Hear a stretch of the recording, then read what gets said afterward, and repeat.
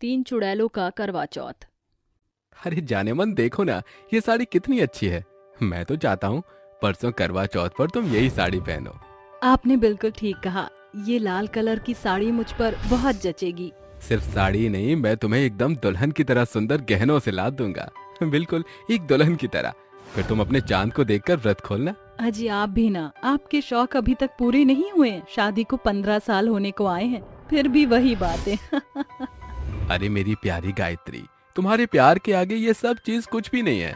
फिर तुम पूरा दिन बिना कुछ खाए पिए मेरे लिए व्रत रखती हो, तो कुछ मेरा भी तो फर्ज बनता है। हाँ, ये तो बिल्कुल ठीक कहा आपने। अरे बहन जी, आपकी ये दोनों लाल वाली साड़ी पैक कर दूं ना? हाँ जी। दोनों पति पत्नी उससे साड़ी खरीदकर आगे चले जाते हैं। वहीं झूले में ऊपर बैठकर तीनों चुड़ैल बहनें उन्हें देखकर कहती हैं, अरे ओ मोहिनी, चांदनी, ये दोनों पति पत्नी आखिर कौन से करवा चौथ की बात कर रहे थे? भला ये करवा चौथ क्या है? पता नहीं चुड़ैल बहनों, ये करवा चौथ कौन सा हुआ है। जिधर देखो सभी लोग करवा चौथ की बातें कर रहे हैं और करवा चौथ के लिए सामान खरीद रहे हैं। हर जगह भीड़ भी उसी के लिए। अगर ऐसा है तो हमें जानना चाहिए कि आखिर ये सब क्या है, फिर हम भी वही करेंगे। हाँ हाँ, तो चलो।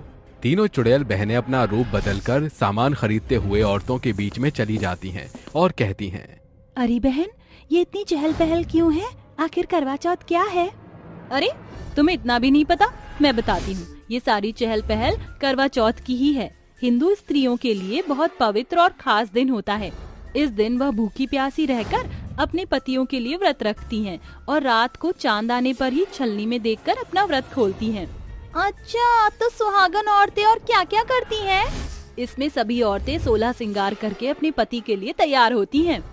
अच्छा, ये तो बहुत अच्छा त्योहार है। हमें बताने के लिए शुक्रिया। तीनों चुड़ैल बहनें दबे पांव वहां से जंगल की ओर जाकर कहती हैं, चांदनी, रागनी, मैं ये करवा चौथ का व्रत रखना चाहती हूँ।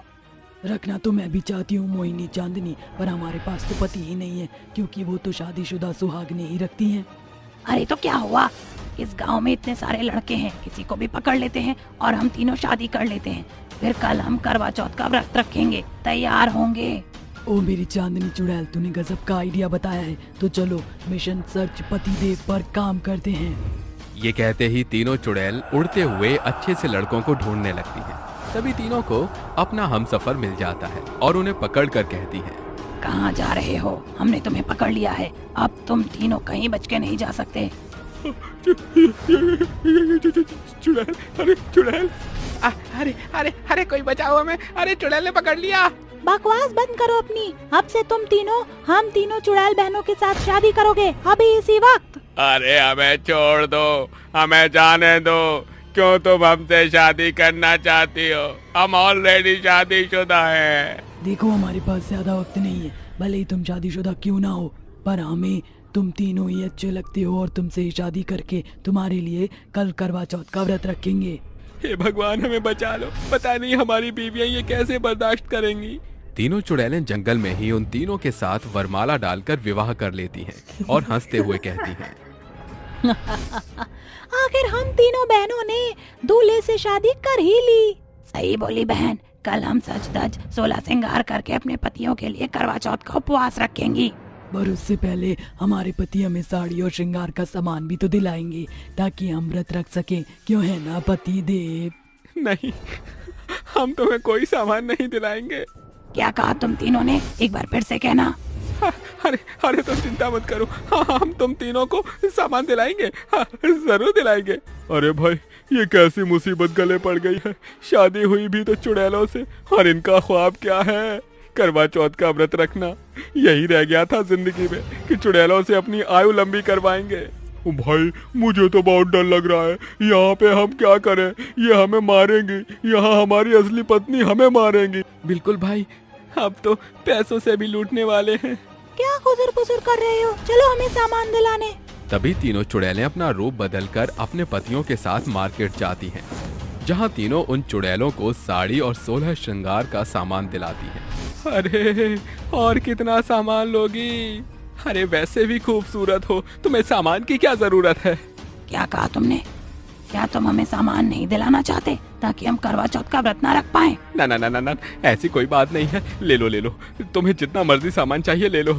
देखो ये लाल चूड़ी कितनी अच्छी लग रही है, मैं ये और ये भी ले लूं?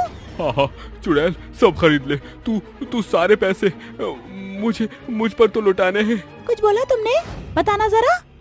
नहीं नहीं, मैं तुम्हारे आगे कुछ कहाँ बोल सकता हूँ। अगले दिन करवा चौथ का दिन था, जहाँ तीनों चुड़ैल सज धज के दुल्हन की तरह तैयार हुई थी। वहीं वो तीनों भागकर गांव की ओर आ जाती हैं, जहाँ उनकी पत्नियां कहती हैं, अरे बिरजू जी, आप कहाँ चले गए थे? कल से आए क्यों नहीं? क्या बताऊं तुम्हें, हम तीनों किसी मुसीबत में थे। अरे बड़ी मुश्किल से आए हैं। चांद आ गया, अब हम तीनों अपना करवा चौथ का व्रत खोलेंगी। हाँ बिल्कुल। तीनों अपने पतियों के सामने खड़े होकर आरती ही करती हैं।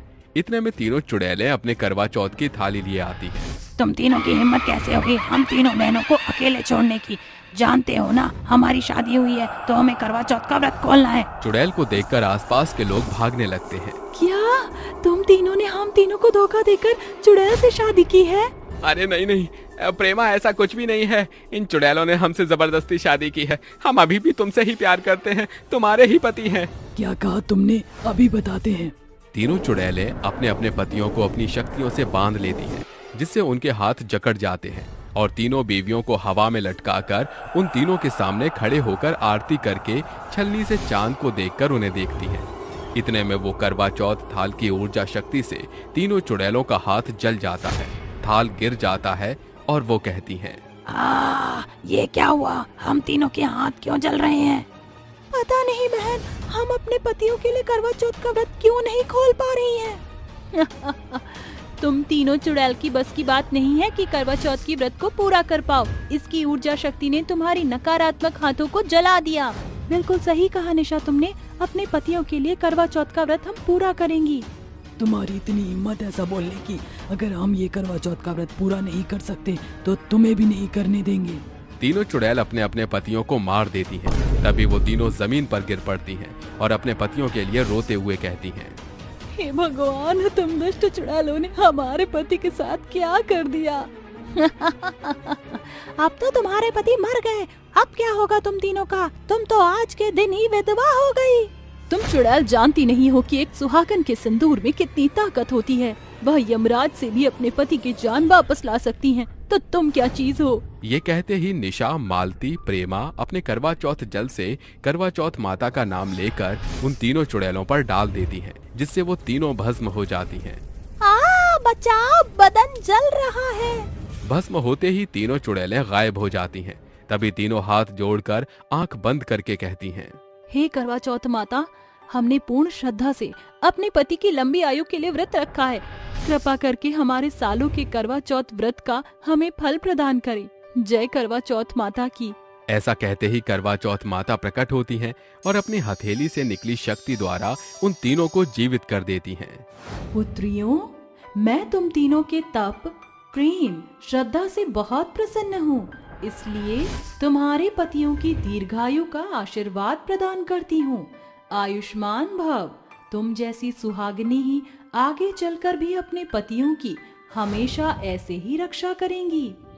अरे शुक्रिया करवा चौथ माता, हमें आशीर्वाद देने के लिए। तो बोलो करवा चौथ माता की जय। तभी करवा चौथ माता अंतर्ध्यान हो जाती हैं और सभी स्त्रियां अपने पतियों के साथ करवा चौथ का उपवास खोलती हैं और खुशी खुशी रहने लगती हैं। चुड़ैल का करवा चौथ। एक चुड़ैल शीशे पर अपनी लिपस्टिक से आईने पर हैप्पी करवा चौथ डियर सिड लिखती है।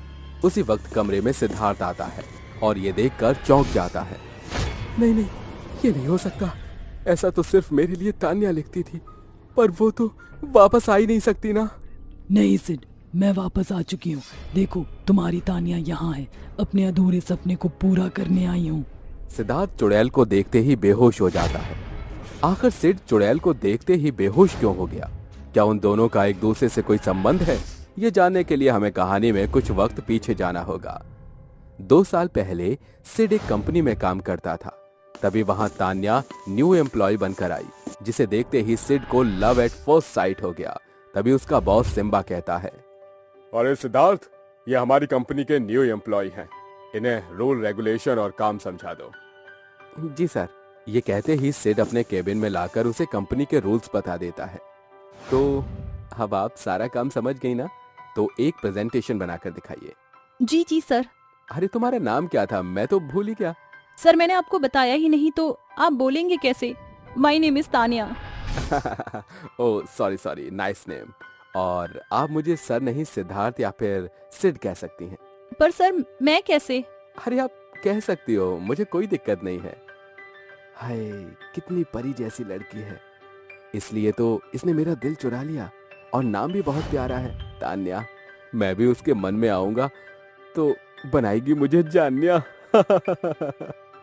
वक्त बीतता है, धीरे धीरे दोनों की नजदीकियां बढ़ती हैं। दोनों साथ भी रहा करते थे। एक शाम को करवा चौथ का सामान देखते हुए तान्या कहती है, ये त्योहार कितना खूबसूरत होता है ना। इसमें पत्नी पूरे मन से अपने पति की लंबी उम्र के लिए 16 श्रृंगार कर उसके लिए उपवास रखती है। फिर रात को चांद देखने के बाद अपने पति को देखकर उसके हाथ से जल ग्रहण कर अपना उपवास खोलती है। लगता तुम्हें काफी जानकारी है करवा चौथ के बारे में। हाँ, बचपन से माँ को ये करता हुआ बहुत देखा है मैंने, इसलिए एक एक चीज जानती हूँ। मेरा भी मन है अपने पिया के लिए सज धज कर उसके लिए करवा चौथ का व्रत रखना। कब से मन है तुम्हारा? बचपन से? सच बताऊं तो हाँ, मेरी शादी में बहुत इंटरेस्ट टाइम है। गुड्डे गुड़ियों की शादियां कराती थी। यार तुम कितने क्यूट हो, तुम्हारा प्यारा सा दिल और प्यारे प्यारे थॉट्स और सपने मैं इन्हें पूरा कर सकता हूँ क्या? क्या मतलब है तुम्हारा? कुछ नहीं। छुपाओ मत मुझसे, बोलो क्या बात है? वो तान्या, मैं तुमसे बहुत प्यार करता हूँ। Really I like you. मुझे तुमसे लव एट फर्स्ट साइट हो गया है। अच्छा, आई लव यू टू। पहले क्यों नहीं बताया मुझे? इतनी देर करता है क्या कोई ऐसी बात बोलने में? पागल कहीं के। नहीं, इसका मतलब इस बार का जो करवा चौथ आएगा वो तुम मेरे लिए रखोगी? हाँ जानू। ये कहते ही दोनों एक दूसरे को गले लगा लेते हैं। कुछ दिन बाद दोनों एक दूसरे के साथ धूमधाम से शादी कर लेते हैं। ऐसे ही कार्तिक मास आ जाता है और तान्या खुशी से उसका हाथ पकड़कर कहती है, सिर्फ तुम्हें पता है ना, कार्तिक मास लग चुका है और करवा चौथ आने वाला है। मैं बहुत एक्साइटेड हूँ तुम्हारे लिए व्रत रखने के लिए। हाँ मैडम, जानता हूँ। और तुम मुझसे बहुत सारे कपड़ों और गहनों की डिमांड भी करोगी उस दिन पहनना जो है। हाँ, तो ये मेरा परम अधिकार है। तो कब चल रहे हो शॉपिंग पर? और करवा चौथ का सामान भी लेना है पूजा का। आज ही चलो, बहुत टाइम है मुझ पर। ये कहते ही सिद्धार्थ तान्या को मॉल में ले जाकर महंगी महंगी लाल रंग की साड़ियां, मेकअप का सामान और पूजा का सामान दिलवा देता है। अगले हफ्ते ही करवा चौथ का दिन था, तो सुबह के 4 बजे सिड उसे प्यार से जगाकर कहता है, अरे उठो मैडम, सुबह के 4 बज रहे हैं। सरगी खा लो, उसके बाद तो पूरा दिन ऐसे ही रहना पड़ेगा। मुझे सोने दो। डियर वाइफ, तुम भूल गई हो, आज तुम्हारा पसंदीदा दिन है, तुम्हारा पहला करवा चौथ है। ये सुनते ही तान्या झटके से उठ जाती है और कहती है, अरे हाँ, याद आया, लेकिन मैं आपके हाथ से खाऊंगी सरगी। हाँ ठीक है। ये कहते ही सिद्धार्थ उसे अपने हाथ से सरगी खिलाता है। रात के 8 बज जाते हैं। सिद्धार्थ ऑफिस से वापस आता है। तभी 16 श्रृंगार कर लाल साड़ी में नथनी कमरबंद के साथ हाथ में छलनी लिए तान्या आती है, जिसे देखकर सिड अपने दिल पर हाथ रखकर कहता है, हाय तान्या, ये तुम ही हो ना, मेरा पहला और आखिरी प्यार। क्यों, मुझे देखकर हो गए बिल्कुल फ्लैट? बस एक चीज की कमी है। ये कहते ही सिद्धार्थ उसके बालों में गजरा लगा देता है, जिससे तान्या की खूबसूरती में और 4 चांद लग जाते हैं। हाय जानू, तुम मेरे लिए गजरा लाए, थैंक यू। अब क्या देखते ही रहोगे? चलो, अपने चांद को तो देख लिया तुमने, अब मैं भी असली वाले चांद की दीदार कर लूं। दोनों छत पर जाते हैं। तान्या छलनी लेकर आती है। सिद्धार्थ, यहाँ से तो चांद दिख ही नहीं रहा है, थोड़ा सा पीछे जाती हूँ। अरे ज्यादा पीछे मत जाना, वो ग्रिल टूटी हुई है। छलनी लेकर धीरे धीरे तान्या पीछे की ओर जाती है। सिद्धार्थ उसे मना करता है, लेकिन वो फिर भी पीछे जाती है और ग्रिल से फिसल कर मर जाती है, जिसके बाद वो अपने करवा चौथ की अधूरी इच्छा के साथ ही मर जाती है। ये देखकर सिद्धार्थ बौखला जाता है। तान्या, तान्या नहीं, तो मुझे छोड़कर नहीं जा सकती। मैं कैसे रहूंगा तुम्हारे बिना? तान्या, वापस आ जाओ, मैं तुम्हारे बिना नहीं रह सकता। मना किया था मैंने, फिर भी तुम नहीं मानी। कितनी चाहत थी तुम्हारी आज का दिन रखने की, और वो ही नहीं हुआ। 1 साल बीत जाता है। अचानक से तान्या चुड़ैल के रूप में अपनी अधूरी इच्छा को लेकर सज धज कर लौटती है। सिड, तुम्हारी तान्या वापस आ गई। मैं तुम्हारे लिए पिछले साल करवा चौथ का व्रत नहीं रख पाई, पर इस बार जरूर रखूंगी। एक चुड़ैल अपने पति के लिए करवा चौथ का व्रत रखेगी। गुमसुम सिड खाना खा रहा था। चुड़ैल उसके पास आती है मगर सिड उसे देख नहीं पाता। 1 साल बीत गया पर तान्या को मैं अभी तक भुला नहीं पाया। सिद्धार्थ, मैं ये रही, मेरी आवाज सुन रही हो तुम? तभी सिड उठकर उसके चुड़ैल शरीर से पार कर खाना वापस रसोई में रख देता है। तान्या बहुत कोशिश करती है उसे अपना एहसास दिलाने के लिए, लेकिन सिड उसे न देख पाता न सुन पाता।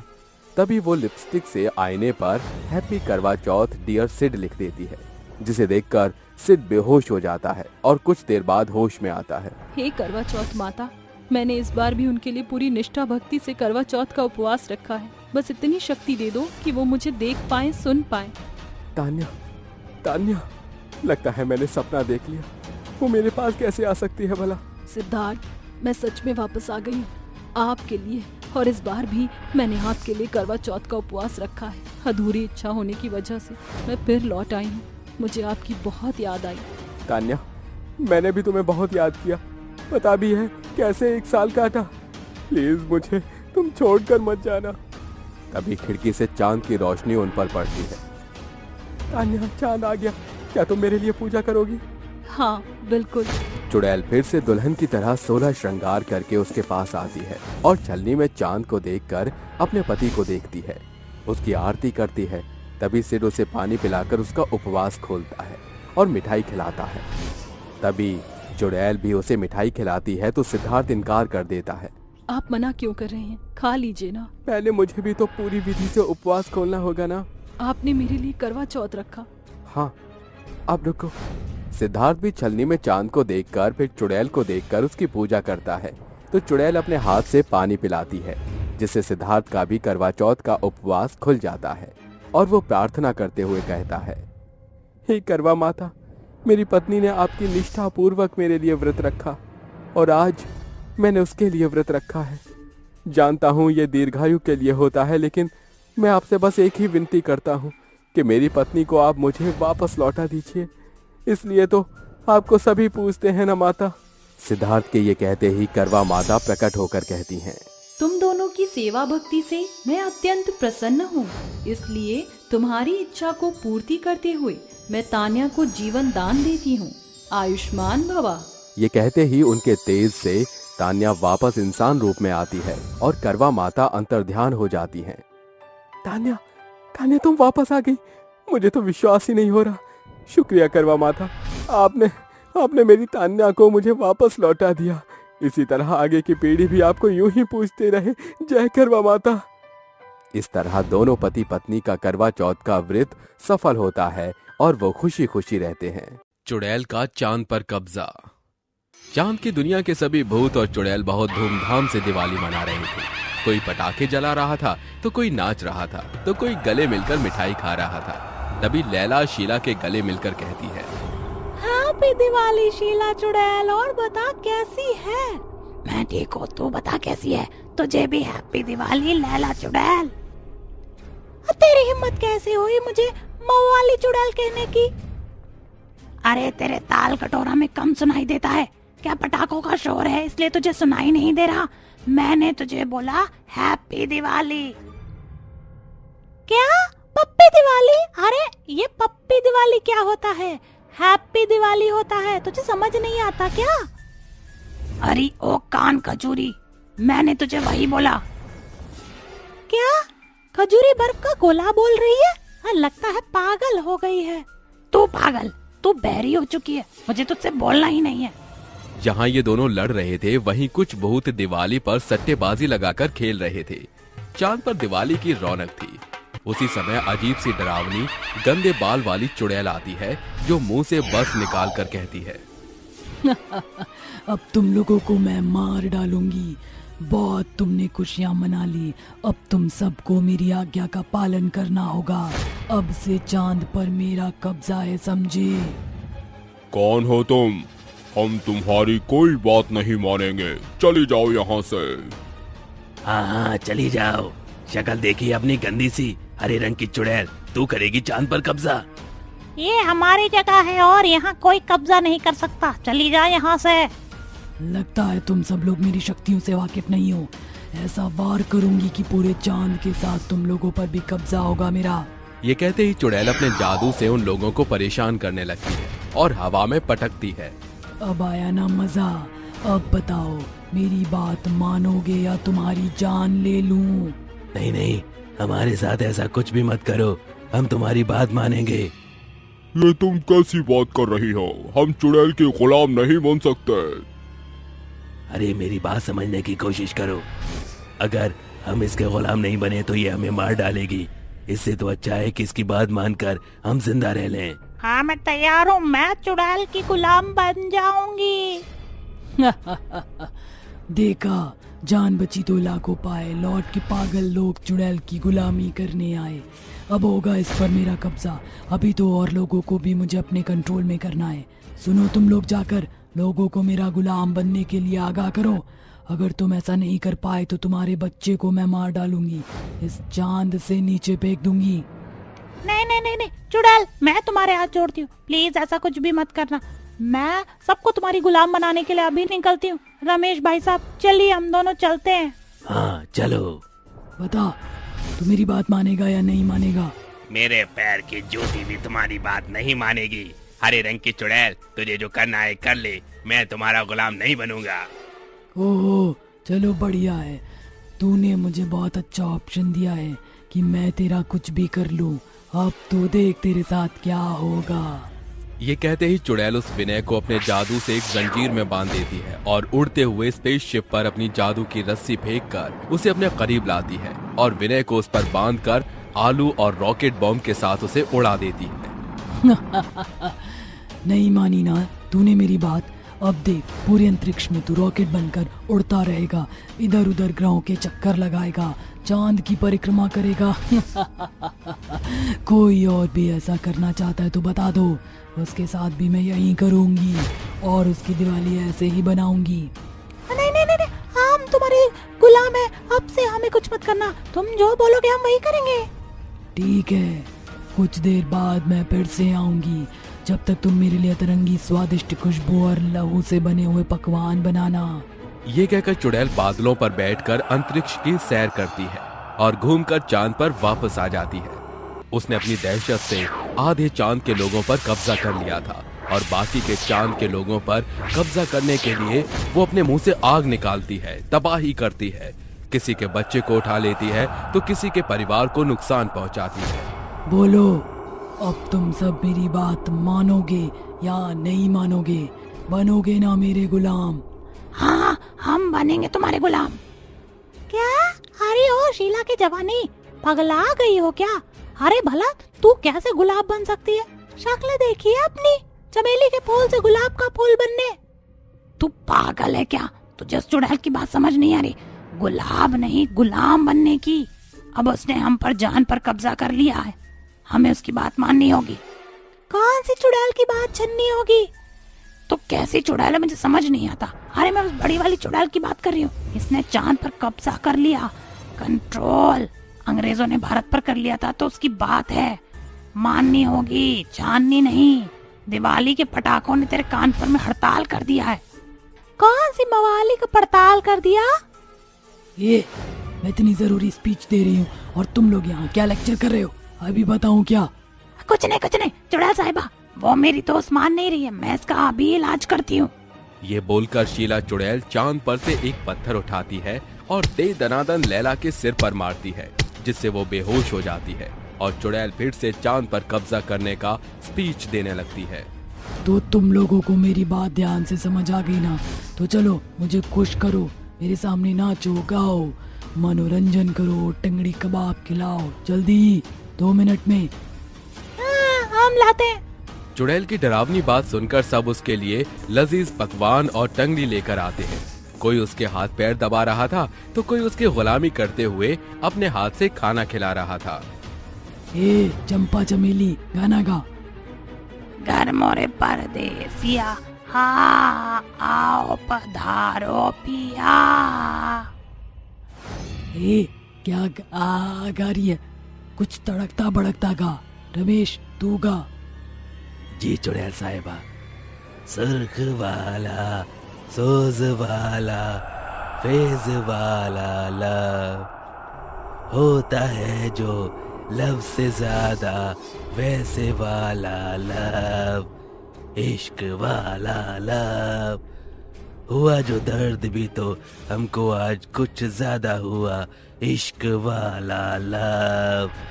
अबे एक मारूंगी ना, पिटेगा। इसको यही नहीं पता ये कौन सा लव करना चाहता है। और सुन, मेरा यहाँ चांद पर कोई बॉयफ्रेंड नहीं है, तो तू ये लव चफ के गाने मत गा, कुछ सीरियस बजा। अच्छा आप गुस्सा मत हो, ये दूसरा गाना गाता हूँ। अरे दीवानो मुझे पहचानो, कहाँ से आया मैं हूँ डॉन, मैं हूँ डॉन, मैं हूँ डॉन, मैं हूँ डॉन। अरे वाह, क्या गाना बजाया है। जाओ अब तुम सब आराम करो। शुक्रिया मालकिन जी, चलो चलो सब भागो। वक्त बीतता है, चांद के साथ लोगों पर अपना कब्जा बनाए रखती है। लोग उसके परेशान करने से बहुत तंग थे। उससे बचने के लिए शीला और लैला उसके घर के बाहर आकर उस पर नजर रखते हैं। वैसे तो काम की नहीं है, लेकिन फिर भी मैं तुझे यहाँ पर ले आई हूँ। कोई बेवकूफी मत करियो। आज चुड़ैल का पता लगा कर ही रहेंगे कि वह क्यों इस चांद पर कब्जा कर बैठी है।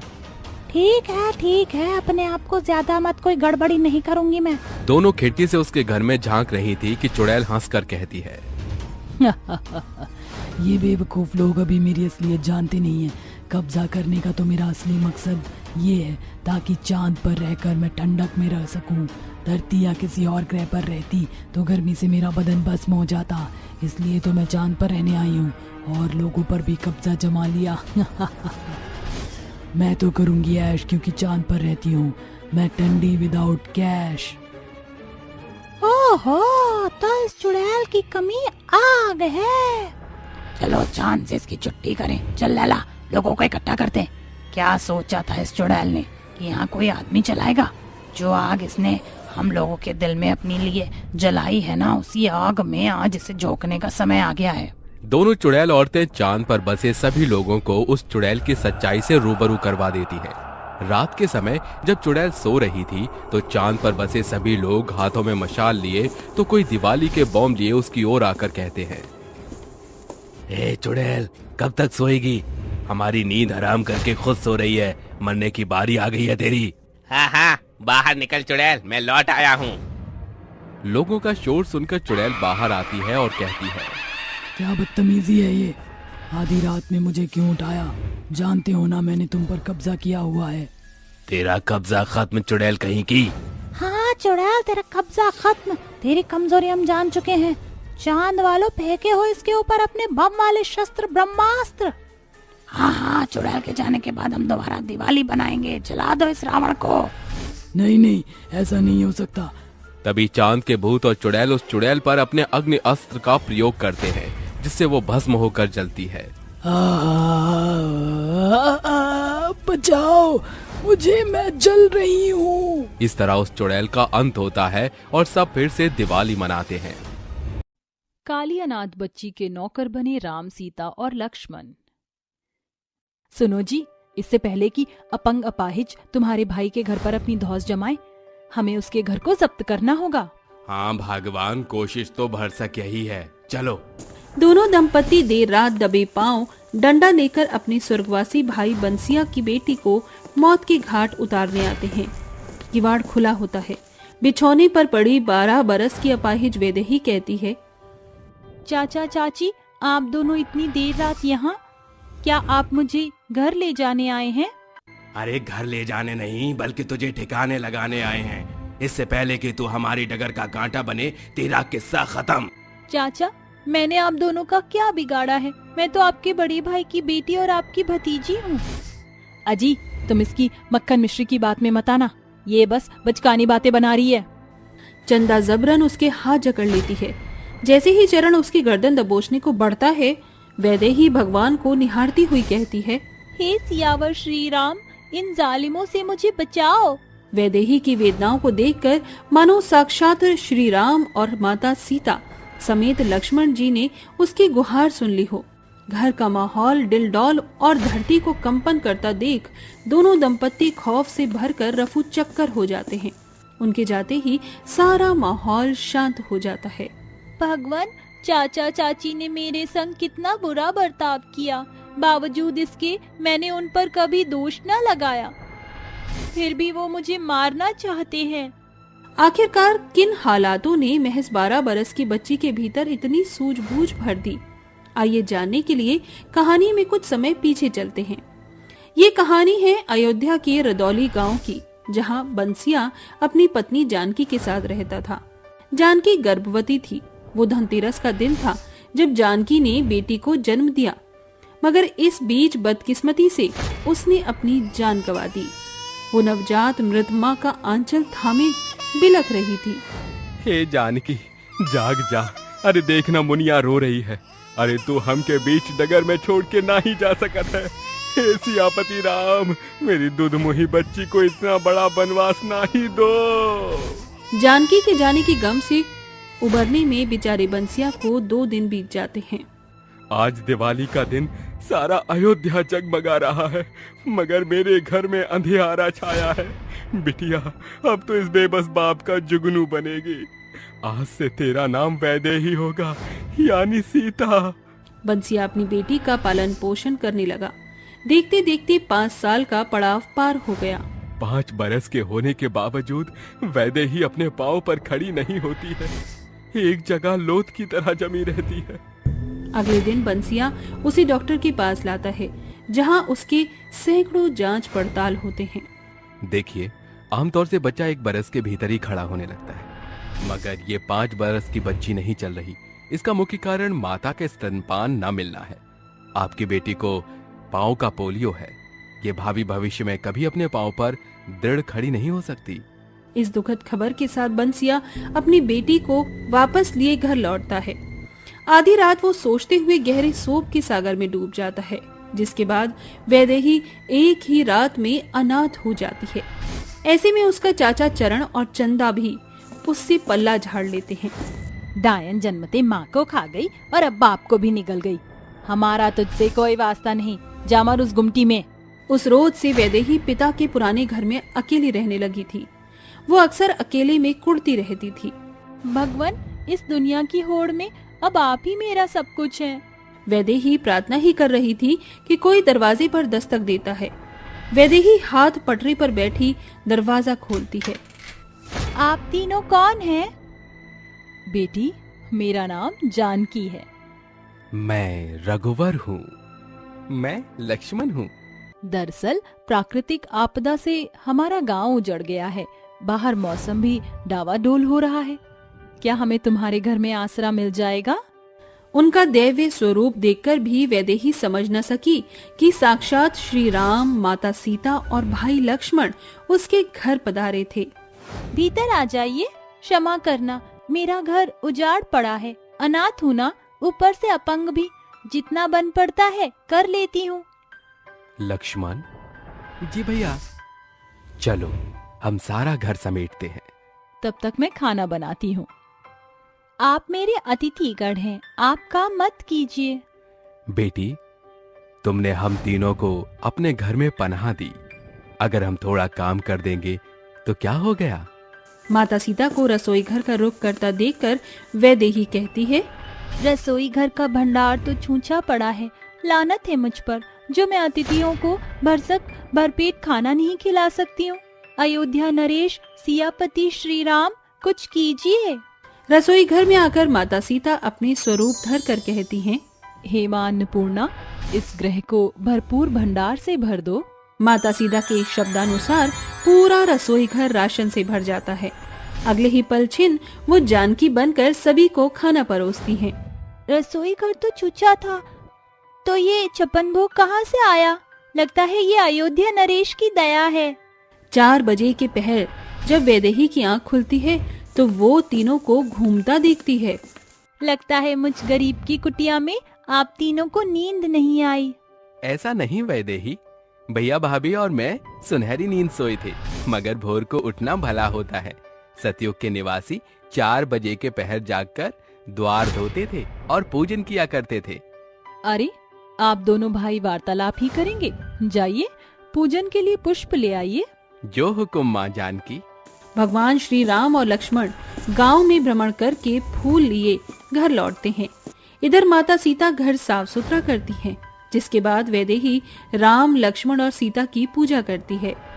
आप तीनों के आ जाने से मुझ अनाथ के जीवन में खुशियों के रंग भर गए। आपका व्यवहार बेहद मिलनसार है। उसी सांझ अरे माँ जानकी, ये क्या? वैदेही, मुझे ये तेल तुम्हारे पाँव पर मलने दो। माता सीता निस दिन वैदेही की सेवा बाड़ी करती। वहीं भगवान श्री राम और लक्ष्मण जंगल से लकड़ियां काट कर लाते और घंटों वैदेही से वार्तालाप करते। उनकी छवि में वैदेही अपने बाबूजी को महसूस करती है। एक रात देखते ही देखते दीपावली कैसे आ गई पता भी ना चला। माँ जानकी और रघुवर, साथ ही लक्ष्मण जी मेरे घर नौकरों की नाई काम करके मुझे ऋणी बना दिया। काश मैं इन तीनों को कोई तोहफा दे पाती। अगली सुबह पूरे अयोध्या में दीपावली की धूम मची थी। एक ओर माता सीता घर साफ सुथरा कर रही थी, वहीं भाई लक्ष्मण और श्री राम अशोक पर्ण से घर के दीवट सजा रहे थे। उस सांझ वैदेही पूजन करके राम, लक्ष्मण और माँ सीते को स्मरण करती है। हे भगवान, आज दीपावली का दिन है। सभी के माता पिता उन्हें उपहार दे रहे होंगे। मैंने माँ को कभी देखा नहीं और बाबूजी अब रहे नहीं। एक दफा मुझ दीन दुखियारी को दरस दे दो भगवान। इधर वैदेही के शब्द खत्म होते ही श्री राम, माँ सीता और लक्ष्मण जी दिव्य ज्योति के साथ जागृत होकर कहते हैं, वैदेही, सचमुच में स्वयं मेरे घर माता सीता, श्री राम और भगवान लक्ष्मण पधारे हैं। या महज यह कोई मिथ्या है जिसे मैं अपने मन मंदिर में पूजती हूँ? उन्होंने मेरे घर में नौकरों की नाई काम किया। हमारे प्रति तुम्हारी प्रीति ही हमें तुम्हारे द्वार पर लेकर आई। ये हमारा सौभाग्य है जो तुम सीता, लक्ष्मण और श्री राम के भक्त हो। वैदेही हाथ जोड़कर उन्हें नतमस्तक करती है, जिसके साथ माता सीता, श्री राम और लक्ष्मण जी के हस्त कमल से एक सुनहरी किरण उसके पांव पर सराबोर होते ही वो दृढ़ खड़ी हो जाती है। अब तुम बिना लड़खड़ाए इस जमाने में चलोगी? हाँ, कर्म करोगी मगर शमित न होगी। तुम जमाने की दौड़ में दौड़ोगी, वरन थकित न होगी। वैदेही को आशीर्वाद देकर श्री राम, माँ सीता समेत लक्ष्मण जी अंतर ध्यान होते हैं। उनके चरण कमल सुनहरे अशर्फियों में बदल जाते हैं। दीपावली के दिन वैदेही के सारे दुख दूर करके सियावर श्री राम अपनी धाम लौट जाते हैं।